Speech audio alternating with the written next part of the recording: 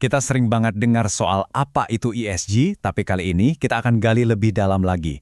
Kita mau bahas gimana caranya. Gimana sih para investor itu beneran mengubah konsep ESG dari sekedar ide di atas kertas menjadi aksi nyata di lapangan.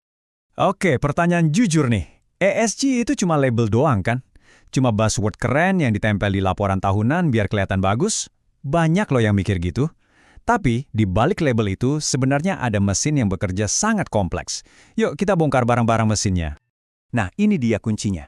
ESG itu bukan cuma satu hal, tapi dua sisi mata uang yang nggak bisa dipisah. Ada strategi, ini ibarat cetak biru atau visinya. Dan ada praktek, nah ini bagian eksekusinya, alat-alat dan tindakan sehari-hari yang dipakai buat membangun portofolio. Dua-duanya harus jalan bareng. Biar gampang, kita pakai analogi ini aja deh. Bayangin kita mau bangun rumah impian yang keren dan ramah lingkungan. Punya cetak biru paling canggih dari arsitek top dunia, tapi nggak punya palu, paku, atau semen. Ya, rumahnya nggak bakal jadi. Sebaliknya, punya alat tukang paling lengkap sedunia tapi nggak ada cetak birunya. Bisa jadi sih bangunannya, tapi bentuknya pasti ngawur.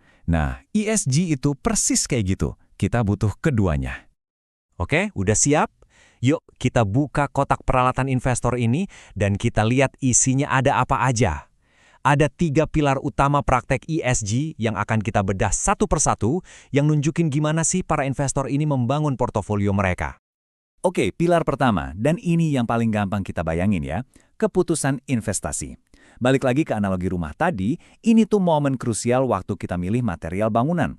Mau pakai kayu jati kualitas super atau kayu sisa yang gampang lapuk. Mau pakai fondasi baja kokoh atau yang asal-asalan. Pilihan di sini menentukan sekuat apa fondasi portofolio kita nanti. Heits, tapi jangan salah, ini bukan proses asal pilih loh. Prosesnya itu rapih banget, ada langkah-langkahnya. Mulai dari mandat, tujuan investasinya apa sih?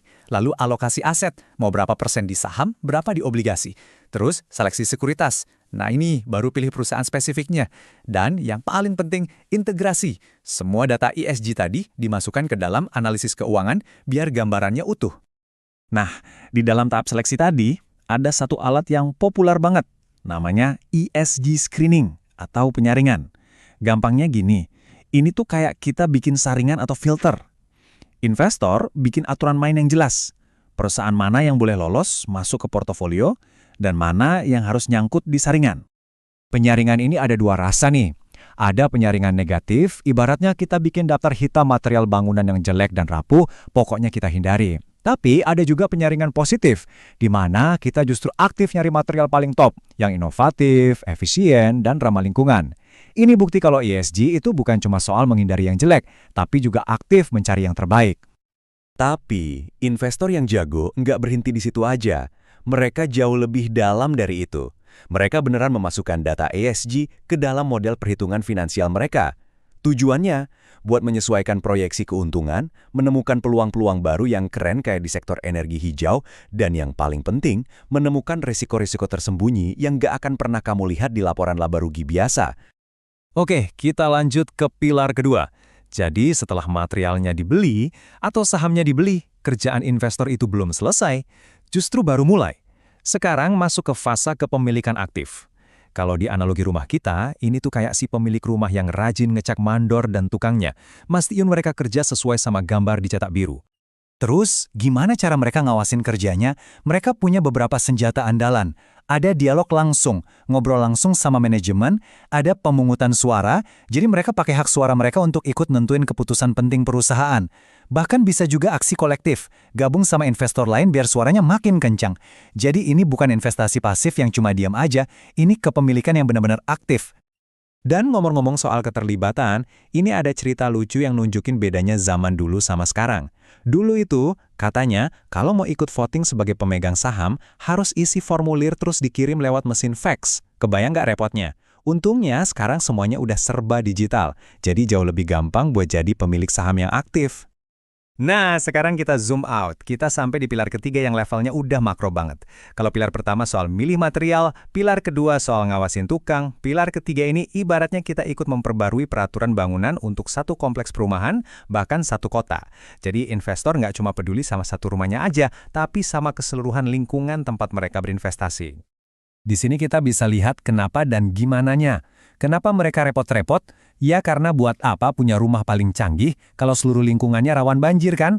Mereka butuh sistem yang stabil dan sehat. Gimana caranya? Ya dengan proaktif kasih masukan ke regulator, ikut inisiatif bareng-bareng, intinya mereka berusaha memperbaiki aturan main untuk semuanya. Dan ini penting banget buat dicatat ya. Ini bukan sekedar jadi aktivis sosial. Ini justru bagian inti dari tugas fidusia mereka, yaitu kewajiban hukum untuk bertindak demi kepentingan terbaik klien mereka. Dengan mendorong sistem keuangan yang lebih tahan banting terhadap risiko-risiko besar seperti perubahan iklim, mereka itu secara langsung melindungi nilai investasi klien mereka untuk jangka panjang. Ini adalah manajemen risiko tingkat dewa. Baik, ketiga pilar tadi sudah kita bedah satu-satu. Sekarang, ayo kita kumpulin lagi semuanya, biar kita bisa lihat gambaran utuh dari kotak peralatan lengkap seorang investor ESG. Jadi ini dia rangkumannya. Simple kan? Pilar investasi itu soal memilih material dan desain terbaik. Pilar kepemilikan aktif itu memastikan kru bangunan bekerja dengan benar. Dan pilar keterlibatan kebijakan itu soal meningkatkan standar bangunan di seluruh lingkungan. Ketiga pilar ini kalau jalan bareng akan menciptakan portofolio yang nggak cuma untung, tapi juga kokoh dan berkelanjutan. Nah, setelah kita lihat semua alat canggih yang ada di kotak peralatan mereka, ini jadi meninggalkan kita dengan satu pertanyaan besar yang bikin kita mikir. Kalau para investor ini benar-benar punya kekuatan untuk membentuk ulang sistem keuangan dunia, kira-kira sistem seperti apa ya yang akan mereka bangun di masa depan? Pembahasan tentang ESG ini bergerak cepat banget, dan pastinya kami akan kembali dengan topik-topik menarik lainnya. Terima kasih sudah menyimak. Sekarang saya penasaran sama pendapat Anda. Dari tiga pilar tadi, menurut Anda mana sih yang paling punya dampak besar? Coba tulis pemikiran Anda di kolom komentar di bawah ya. Sampai jumpa!